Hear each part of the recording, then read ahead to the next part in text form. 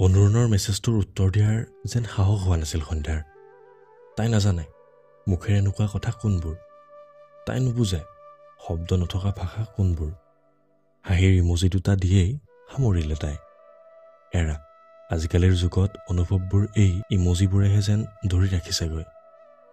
সি একো নাই বুলি কৈছিল যদিও সন্ধ্যাৰ যেন নিজৰে ভাল লগা নাছিল। অনুৰণৰ মানসিক অৱস্থাটোৰ কথা ভাবি খুব বেয়া লাগিল তাইৰ। তাৰ ঠাইত তাই হোৱা হ'লে চাগে ক্লাছতে কান্দি দিলে হয়। মেমেও এই সৰু কথাটো লৈয়ে যে ইমান শুনালে। আচৰিত, মানুহবোৰে ডাঙৰ হ'লে কিয় পাহৰি যায় বাৰু তেওঁলোকো যে এদিন সৰু আছিলে। অনুৰণে বা কি কৰি আছে? পৰা হ'লে এতিয়াই তাই গৈ তাৰ লগত কথা পাতি মনটো পাতলাই দিলে হয়। তাই জানে সাংঘাতিক দুখত থকা কাৰোবাকো মন ভাল লগাব পৰা ক্ষমতা এটা আছে তাইৰ। ৰুমতে কিমান দিন মন মাৰি থকা বিদিশা বাক 1 মিনিটত হৰুৱাই দিছে তাই।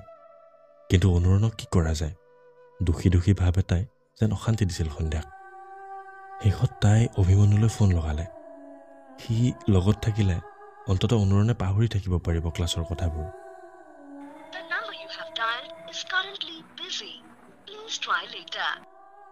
বিজি? এই সময়ত কাৰ লগত পেনপেনাই আছে পাগলটোৱে? ঘৰৰ পৰাতো ৰাতিহে ফোন কৰে, তেন্তে কোন? বিশেষ কাৰোবাৰ ফোনৰ পৰা অহা এইষাৰি বাক্যই মানুহক যেন খং, দুখ, কষ্ট, জ্বলনৰ এটা মিশ্ৰণহে দি যায়। সন্ধ্যাৰ লগতো চাগে সেইটোৱে হৈছিল। ভাবি থাকোঁতেই অভিমন্যুৱে কল বেক কৰিলে। ফোনটো ৰিচিভ কৰিয়েই চিঞৰি উঠিল সন্ধ্যাই। কোন হা? কোন? কাৰ লগত ফেনাই আছিলি তই? মোৰ ৱাইফৰ লগত। দুষ্টালিৰ হাঁহিৰে অভিমন্যুৰ উত্তৰ। কোনজনী ছোৱালীৰ ইমান দুৰ্ভাগ্য হৈছে বাৰু? প্ৰেৰণা, গৌৰৱেৰে যেন উত্তৰ দিলে সি। হোৱা, তাইৰ ফোন নম্বৰ কেতিয়া ললি তই? আচৰিত হৈছিল সন্ধ্যা। সিদিনা চিনাকি, আজি ফোন নম্বৰ। ইমান ফাষ্ট দেখোন কৰণ জহৰৰ চিনেমাৰ প্ৰেম কাহিনীও নহয়। Abhimanyu doesn't need time to get A girl, বুজিছ? আকৌ হাঁহি তাৰ। উফ, যেন যুদ্ধ জয়হে কৰিছে। খঙেই উঠিছিল সন্ধ্যাৰ। যিয়ে নহওক কিয়, তই সেই বুলি মোৰ ফোন ৰিচিভ নকৰি তাইৰ লগত কিয় কথা পাতিবি হা? সন্ধ্যাৰ মাতত এইবাৰ সংস্পষ্ট, ক'ব নোৱাৰাকৈয়ে যেন এক অধিকাৰ। উফ, তই ফোন কৰাৰ কাৰণে কাটি দিলোঁ মই। বেলেগ হোৱা হৈ গালি খালেহেঁতেন। এতিয়া কথাটো ক। যেন অধিকাৰৰ অস্তিত্ব সিও মানি লৈছে। মুখলৈ অহা হাঁহিটো জোৰকৈ সামৰি সন্ধ্যাই ক'লে, তই অলপ অনুৰণৰ লগত থাক না। কিয়? কি হ'ল তাৰ? অভিমন্যু আচৰিত হৈছিল অলপ। আজি ক্লাছত কি হৈছিল মনত নাই জানো?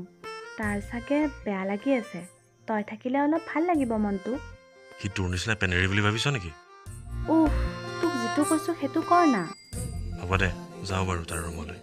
শেষত মান্তি হ'ল সি। ঐ শুন। ফোনটো কাটিবলৈ লওঁতেই মাত লগালে সন্ধ্যাই আকৌ। ক। তই কি প্ৰেৰণাক সঁচাকৈ ভাল পাৱ?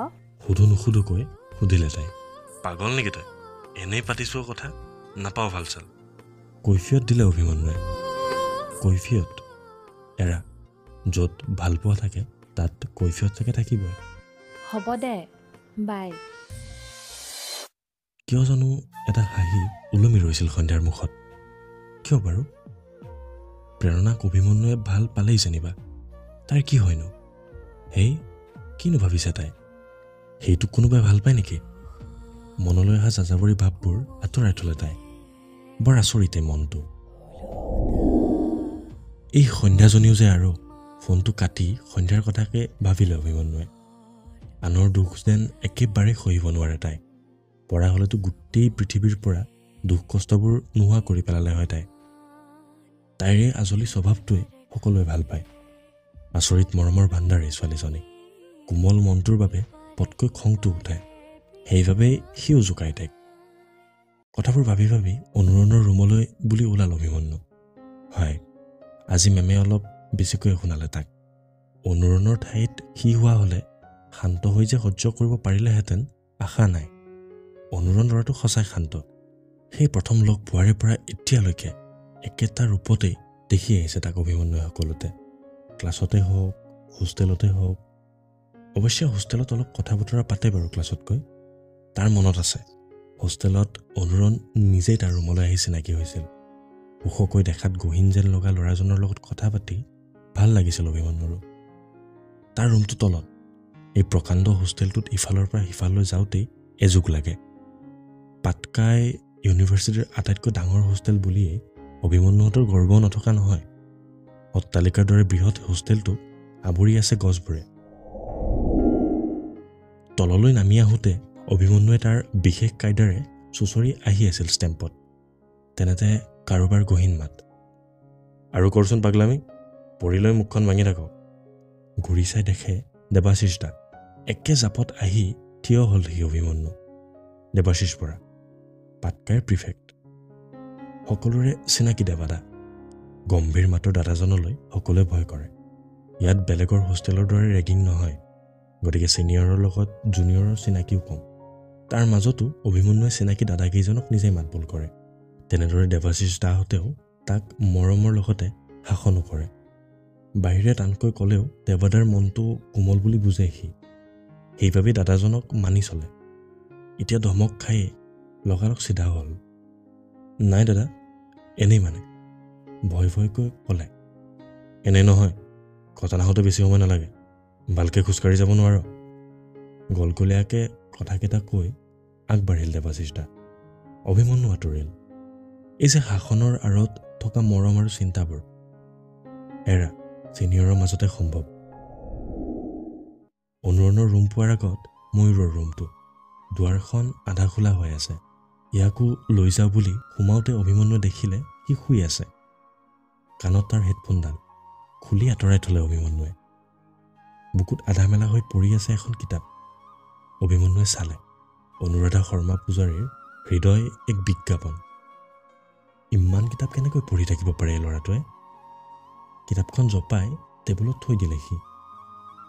ফেনৰ বতাহত অলপ অলপকৈ উৰি আছিল ময়ূৰে বেৰত ওলমাই থোৱা মৰা পাখিটো। টেবুলখনত কেইপাহিমান বকুল, শুকান, কিন্তু গোন্ধটো যোৱা নাই। আচৰিতে ল'ৰাটোৰ চইচবোৰ। মৰা পাখি, ফুল, উপন্যাস, গান, এইবোৰৰ মাজতেই যেন নিজক বান্ধি ৰাখে সি। দুৱাৰখন জপাই ময়ূৰৰ ৰুমৰ পৰা আহি এইবাৰ অনুৰণৰ ৰুম পালেগৈ অভিমন্যু। তাত দেখিলে সিহঁতৰ লগৰে বিশ্বজিতো আছিল। বিশ্বজিত বায়ন, যোৰহাটৰ ল'ৰা। কথাই বতৰাই ল'ৰাটো ভাল যদিও তাৰ অকৰা স্বভাৱটোৰ বাবে অভিমন্যুৱে জোকাই খং উঠাই ভাল পায়। মুখখনেৰে সি কৰা 7টামান ভাঁজ চাব লগা হয়। বিশ্বজিতক দেখাৰ লগে লগেই অভিমন্যুৱে তাৰ স্বভাৱসুলভ হাঁহিটোৰে আৰম্ভ কৰিলে। কিয় বিশ্ব, আজিকালি হেনো নিমিষাই তোমাক পাত্তাই নিদিয়া হ'ল? প্ৰথম ক্লাছ কৰাৰ দিনাই বিশ্বজিতৰ চকুত নিমিষাক ভাল লাগিছিল। তাকেই লৈ তাৰ কত যে কল্পনা। বাকী কথা বাদ, সি মুঠতে লাভ এট ফাৰ্ষ্ট চাইট ফ'ল' কৰে, গতিকে তাৰ প্ৰেম হ'লে। পিছে দুদিন নহওঁতেই এষাৰো কথা নপতাকৈ সেই প্ৰেম শেষো হ'ল। তাৰ পাছতেই চকুত পৰিল তৃষ্ণা। কিন্তু নাই, আগবেলা ভাল লগা তৃষ্ণাক পিছবেলালৈ বেয়া লগা হ'ল বিশ্বজিতৰ। এয়াই তাৰ কাহিনী। মুঠতে যদি হিৰুদাৰ মতে প্ৰেমে আৱৰণ খুলি হৃদয় জোৰায়, বিশ্বজিতৰ মতে প্ৰেম য'ত ত'ত যাৰ তাৰ লগতেই হৈ যায়। বেছি জানা নেকি তুমি? মইহে তাইৰ পৰা আঁতৰি আহিছোঁ। শ্বি ইজ নট মাই টাইপ। অভিমন্যুৰ কথাত মুখখন ফুলাই উত্তৰ দিলে বিশ্বজিতে। এইখিনিতে চেক বুজি অভিমন্যুৱে অনুৰণলৈ ইংগিত দিলে। মানে আৰম্ভ আজিৰ খেল। ইংগিত বুজি অনুৰণেও আৰম্ভ কৰিলে। তয়ো ছোৱালীৰ পৰা আঁতৰিব পৰা হলি নে? ইমান বেয়া দিন আহিছেনে পৃথিৱীত? লগে লগেই হাঁহিত কঁপি উঠিল ৰুমটো। সাধাৰণতে সিহঁতৰ আড্ডাত এইটো এটা নিয়মৰ দৰে। বিশ্বজিতক খং উঠাই সিহঁত আটাইকেইটাই ভাল ৰং চায়। এই ক্ষেত্ৰত অভিমন্যু সদায় আগত। ছোৱালীৰ ক্ষেত্ৰত যিহেতু বিশেষ দুৰ্বলতা আছে বিশ্বজিতৰ, সেইবাবে অভিমন্যুৱে এইটো বিষয় লৈ তাক বেছিকৈ জোকায়। আজিও তেনে এটা আড্ডাই আৰম্ভ হোৱাত অনুৰণেও সহযোগ কৰিলে অভিমন্যুক। নিমিষাৰ নিচিনা ছোৱালী তোমালৈ পতিলে মই জীৱনত ব্ৰহ্মকুমাৰ ব্ৰত ল'ম বে। অভিমন্যুৰ কথাত হাঁহিত ফাটি পৰিল অনুৰণ। আনফালে বিশ্বজিতৰ খঙত যেন অৱস্থা নাই। হ'ব, তুমি নিজেওনো কিডাল কৰিছা? সন্ধ্যাৰ লগত কাজিয়া লাগোতে দিন যাব তোমাৰ। কাকাহি মাৰি আহিল সি। সন্ধ্যা অভিমন্যুৰ কাজিয়া ক্লাছৰ চবৰে পৰিচিত কাহিনী এতিয়া। সন্ধ্যাই আকৌ তোমাৰ কথা খুব সোধে দেই। অনুৰণলৈ চকুটি পেটা মাৰি বিশ্বজিতক কৈ উঠিল অভিমন্যুৱে। তাৰ মুখখন যেন পোহৰ হৈ উঠিল। সঁচা? কি সোধে সন্ধ্যাই, কোৱা না। আহিব খোজা হাঁহিটো খুব কষ্টৰে লুকুৱাই অভিমন্যুৱে ক'লে, কৈছে আৰু যে বিশ্বজিত ল'ৰাটো সঁচাই বৰ ভাল, চুইটনেছ এটা আছে তাৰ। Wow, really? সি যেন জঁপিয়াই উঠিব। অভিমন্যুৱে জানে বিশ্বজিতৰ অন্তৰত প্ৰেমৰ ধুমুহা বলিবলৈ সেইখিনিয়ে যথেষ্ট। অলপ মানুহৰ নিচিনাকৈ থাকিবিচোন তই, 7টামান ভাজ কেলেই কৰ। তাৰ ভাজ দেখিয়েই দবিয়াই উঠিল অনুৰণে। তই চুপ। অভিমন্যু, কোৱা না, আৰু কি কয় বাৰু? মই তাইৰ লগত কথা পাতিম নেকি? বিশ্বজিত যেন ৰ'বই পৰা নাই। অভিমন্যুৱে যিটো বিচাৰিছিল সেইটোৱেই হ'ল। সন্ধ্যাক জোকাবলৈ ইয়াতকৈ ভাল উপায় আৰু কি আছে? এনেও বেছি তেল মৰা স্বভাৱৰ বাবে বিশ্বজিতক তাই দেখিব নোৱাৰে। এতিয়া যদি সি নিজেই উপজাচিতে কামোৰ দিয়ে তেন্তে আৰু চাবলগীয়া হ'ব।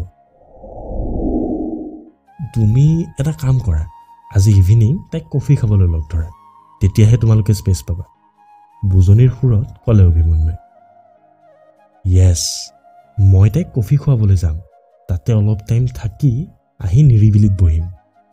সপোনৰ ৰাজ্যত যেন ঘূৰিব লৈছে বিশ্বজিত। এতিয়া অলপ শুই লগ হৈ যা, নহ'লে টোপনি আহিব নিৰিবিলিত। হাঁহিবোৰ লুকুৱাব নোৱাৰি তাক পঠোৱাৰ বুদ্ধি কৰি ক'লে অনুৰণে। সি ওলাই যোৱাৰ পাছত মন খুলি হাঁহিলে দুয়োটাই। কেলৈ এনেকুৱা বাৰু তুমি? ক'ত পোৱা এইবোৰ আইডিয়া? হাঁহি হাঁহি অভিমন্যুক সুধিলে অনুৰণে। আৰে এতিয়া চোৱা ঘিলখন, বেটাৰ ছোৱালী দেখিলেই প্ৰেম হয়, আচলজনীৰ পাল্লাত পৰিছে এইবাৰ, গৰ্বৰ হাঁহিৰে ক'লে অভিমন্যুৱে। সন্ধ্যাই গম পালে সোধাই এৰিবনে তোমাক? নাই, একদম নক'বা তাইক, অলপ খাওক কামোৰ। কৈ ৰুমৰ পৰা ওলাই আহিল অভিমন্যু এটা সফল মন লৈ। লেপটপটোত এনেই ইউটিউব খুচৰি আছিল সন্ধ্যাই। ইয়াত এই ৱাইফাইৰ সুবিধাটোৱে আটাইতকৈ ভাল। ফ্ৰী ৱাইফাই পাই তাইৰ দৰে বহুতেই কেতিয়াবা গোটেই দিনটোৱে পাৰ কৰি দিয়ে ইউটিউবৰ জগতত। এনেতে অচিনাকি নম্বৰ এটাৰ পৰা মেছেজ আহিল সন্ধ্যাৰ মোবাইললৈ। হাই সন্ধ্যা, কি খবৰ? কাৰ নম্বৰ হ'ব পাৰে বাৰু? অচিনাকি আছিল যদিও ৰিপ্লাই দিলে সন্ধ্যাই। Who is this? Your secret lover. খংটো উঠি আহিছিল সন্ধ্যাৰ। কথা নাই বতৰা নাই, লাভাৰ বলিয়া নেকি? আকৌ দিলে তাই। Can you tell me your name please?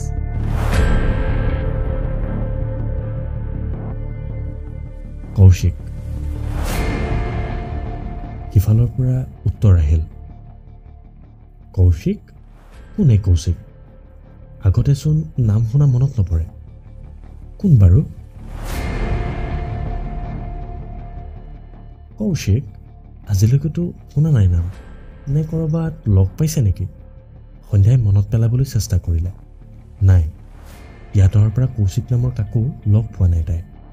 কথাবোৰ ভাবি থাকোঁতেই আকৌ মেছেজ আহিল। ইমান চিন্তা নকৰিবা বেবী, উইল মিট ইউ চুন।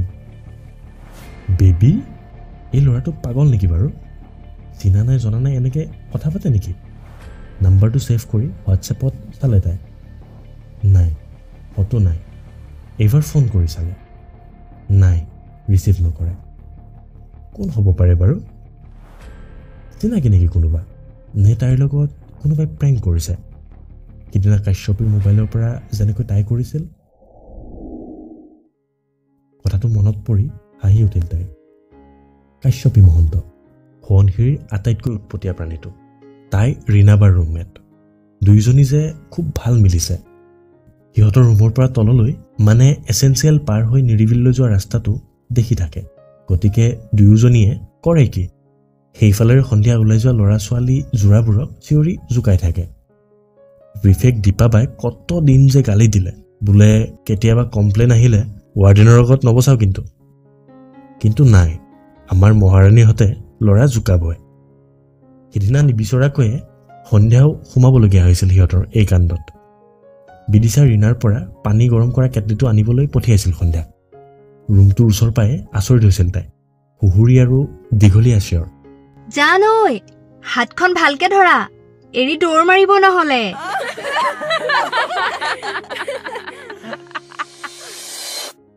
লগে লগেই এজাউৰি হাঁহি। সন্ধিয়া ৰুমত সোমাই দেখে কাশ্যপী আৰু ৰীণাবাই আগভাগ লোৱা সেই কাৰ্যসূচীত অনামিকা, কংকনা, মৰমীহঁতেও খুব মজা লৈছে। তাইক দেখিয়ে কাশ্যপে টানি বিচনাত উঠাই খিৰিকীখনৰ ওচৰলৈ লৈ গ'ল। সিহঁতে ৰুমটো এনেকৈ সজাই লৈছে যাতে বিচনাত বহিয়ে খিৰিকীৰ সিপাৰলৈ চাই চাই চিঞৰিব পাৰে। সন্ধ্যাই যিমানেই মই নকৰোঁ এই চব বুলি আঁতৰি আহিবলৈ চায়, সিমানেই গোটেইকেইজনীয়ে টানি টানি ৰখায়। অগত্যা সন্ধ্যাই সেই দলত যোগ হ'ল। তেনেতে কোনোবা ল'ৰা এটাই ৰাস্তাটোত ৰৈ সিহঁতৰ হোষ্টেলৰ ফালে ডিঙি মেলি চাবলৈ লাগিল। কি অসভ্য, গাৰ্লছ হোষ্টেললৈকে কেনেকৈ জুমিছে চা, কংকনাই কৈছিল। কিনো চাৱনিৰে চালামুলৈ, দেহা শিৰশিৰাই গ'ল মই নাজানৈ, দেহা শিৰশিৰাই গ'ল মই নাজানৈ। কাশ্যপীয়ে সুৰ লগাই চিঞৰিলে। ভাবিছিল ল'ৰাটো লাজতে আঁতৰি যাব, কিন্তু সিও ওলোটাই চিঞৰিলে। পেটলৈ ভাত নোযোৱা হ'ল। ওলোটাই কৈ দিয়াত সিহঁতেও যেন কোচ খাই গ'ল, কাৰণ সাধাৰণতে তেনেদৰে উত্তৰ নিদিয়ে কোনেও। তেনেতে সন্ধিয়া ৰ'ব নোৱাৰি চিঞৰি উঠিল। গেছ হৈছে নেকি? টেবলেট লাগিব।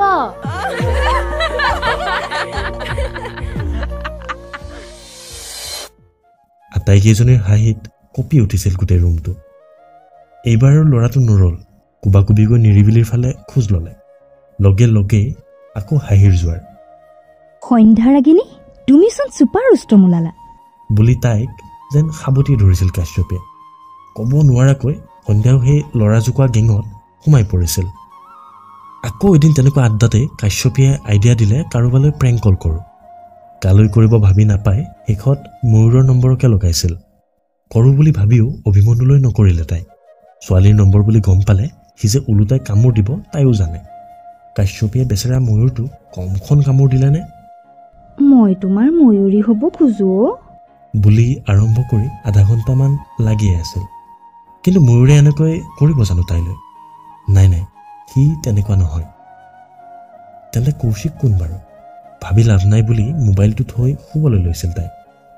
অলপ সময়ৰ পাছত আকৌ মোবাইলটো বাজি উঠিল। সিহঁতৰ ক্লাছৰে বিশ্বজিতে ফোন কৰিছে। ল'ৰাটোক তাই চিনি পায়, কিন্তু কথা বতৰা তেনেকৈ পতা নহয়। ইয়াৰ বা কি হ'ল আকৌ বুলি ফোনটো ৰিচিভ কৰিলে তাই। স্বভাৱসুলভ হাঁহিটোৰে বিশ্বজিতে আৰম্ভ কৰিলে। হাই সন্ধ্যা, কি কৰিছা? বিজি আছিলা নেকি? নাই, আছোঁ এনেই, কোৱাচোন। ক'লে তাই। তুমি যে ফ্ৰেছাৰ্ছত গানটো গাইছিলা, ইমান ধুনীয়া আছিল জানানে? ৰেকৰ্ডিং আছে যদি দিবা না। মাতত তেলৰ কি যে অত্যাধিক পয়োভৰ। ইমান দিন পাৰ হোৱাৰ পাছতহে সময় পালেহি। Thank U. বিৰক্তিৰে ক'লে সন্ধ্যাই।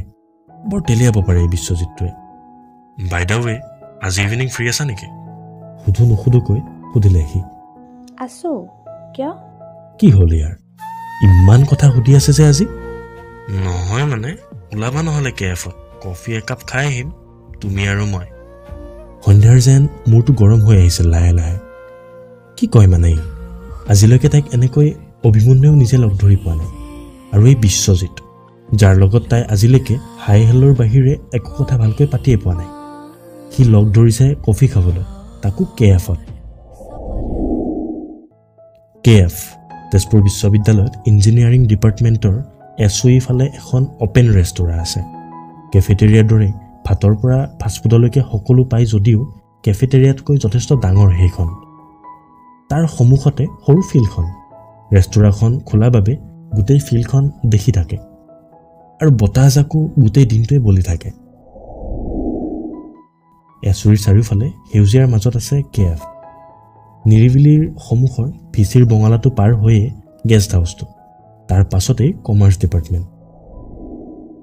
তাৰ পৰা অলপ আগবাঢ়িলে ওখ ওখ গছবোৰ পাৰ হৈ ইঞ্জিনিয়াৰিঙৰ ডিপাৰ্টমেণ্টবোৰ। সেইবোৰৰ সন্মুখতে আছে KF। দিনটো কমাৰ্চ আৰু ইঞ্জিনিয়াৰিঙৰ ষ্টুডেণ্টবোৰে বেছিকৈ তাত থাকে যদিও সন্ধিয়া হোৱাৰ লগে লগে SOE এলেকাটো কিছু বেলেগ হৈ পৰে, যেন দ্বিতীয় বৃন্দাবন। চাৰিওফালে যেন জুৰীয়া শালিকা। নিজৰ প্ৰিয়জনৰ লগত দিনটো ব্যস্ততাৰ শেষত কিছু সময় নিৰ্জনতাৰ মাজত কটাবৰ বাবেই চাগে সকলোৱে বাছি লয় সেই ঠাইখিনি। সঁচাকৈ ব্যস্ততাৰ ফেৰেঙনিত দিনটোৰ কথাবোৰ কৈ জীৱনটো সজাবলৈ যাৰ কাষত কোনো এজন বিশেষ থাকে তেওঁতকৈ সুখী আৰু কোন হ'ব পাৰে। তেনে প্ৰেমিক পক্ষীৰ চৰণীয়া পথাৰ হৈ পৰে সন্ধিয়াৰ এচুই। ইয়াৰ উপৰি কোনোৱে যদি এদিনীয়া চিনাকিৰে সম্পৰ্কৰ আৰম্ভণি কৰিবলৈ এচুইৰ ৰাস্তাৰে যায়, কোনোজনে হয়তো অকলেই সেই চাহ পোহৰৰ মাজত নিজক বিচাৰি পায়। মুঠতে সন্ধিয়া এচুইৰ ফালে এপাক মাৰিলে বিভিন্ন কাহিনীৰ পয়োভৰ দেখা যায়। দুই একে ইভিনিং ৱাকতো সেইফালে যায় যদিও সংখ্যাত তেনেই নগণ্য।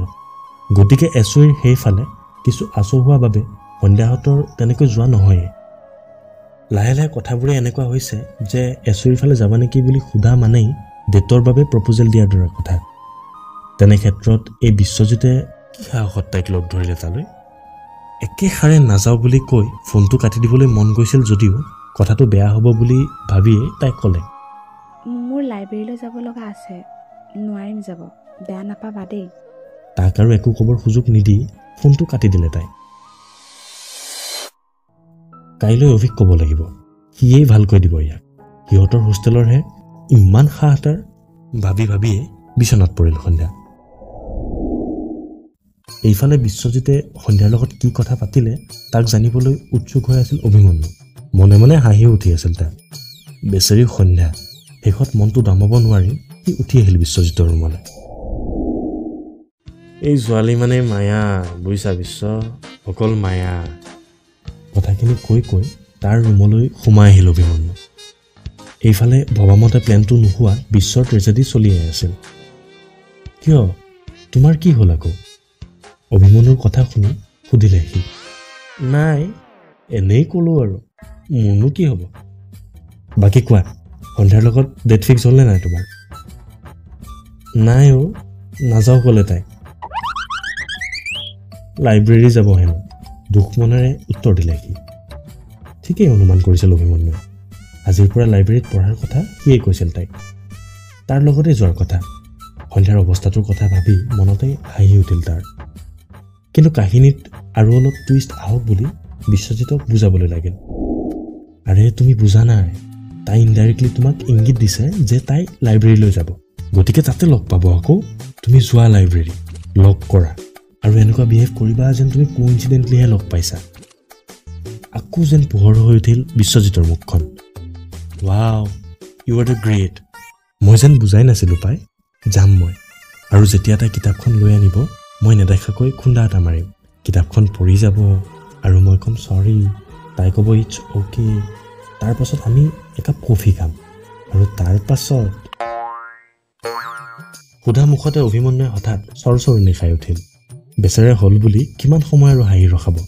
তাৰ অৱস্থা দেখি বিশ্বজিতে সুধিলে, কি হ'ল, ঠিকে আছানে? একো নাই, তুমি যাবা, কি হ'ল ক'বাহি ৰাতি বুলি লৰালৰিকৈ ওলাই আহিল অভিমন্যু। বাহিৰে অনুৰণৰ ৰুমত সোমাল সি। কাহিনীত ইমান ধুনীয়া টুইষ্ট আহিবলৈ গৈ আছে, সি নাজানিলে কেনেকৈ হ'ব। কিছু সময়ৰ পাছত হাঁহিৰ জোৱাৰ ভাহি আহিছিল অনুৰণৰ ৰুমৰ পৰা।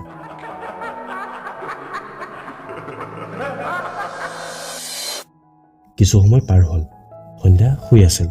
হঠাৎ ফোনটো বাজি উঠাত তাই দেখিলে অভিমন্যুৰ ফোন। অভিক, টোপনিৰ জালতে মাত লগালে তাই। ঐ শুন, মই আজি লাইব্ৰেৰীলৈ যাব নোৱাৰিম তোৰ লগত। মূৰটো গৰম হৈ আহিল সন্ধ্যাৰ। কিয় এনেকুৱাই ল'ৰাটো? পৰীক্ষা পালেহি কাৰণে নিজেই কৈছিল সি আজি লাইব্ৰেৰী যাব, আৰু এতিয়া এয়া খঙত একে উশাহতে কৈ উঠিল তাই। কিয়, কি হ'ল আকৌ তোৰ? বুজিছোঁ, প্ৰেৰণাৰ লগত ডেটত যাবি চাগে, নহয়? মোৰ লগত যাবলৈ টাইম ক'ত হ'ব তোৰ? যা যা, যাৰ লগত যাওঁ যা।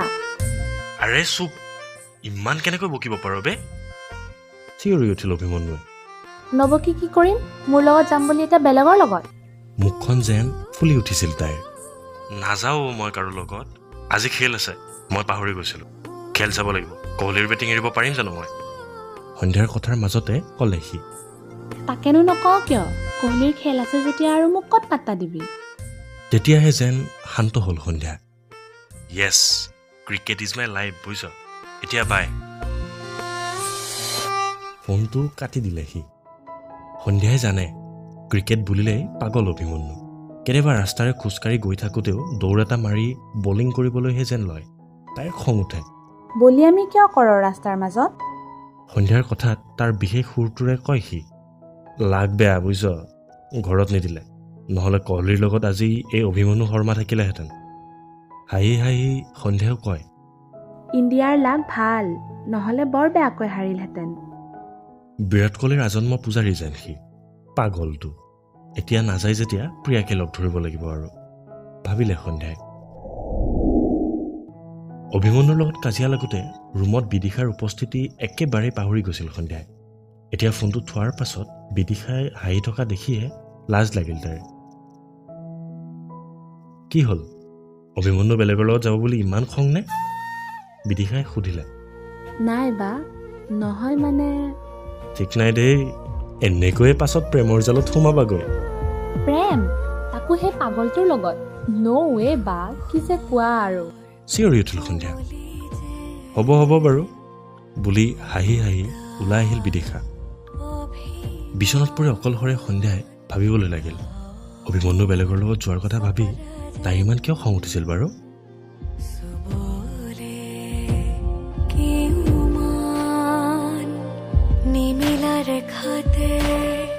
আদৰ মৰহি ইপাৰে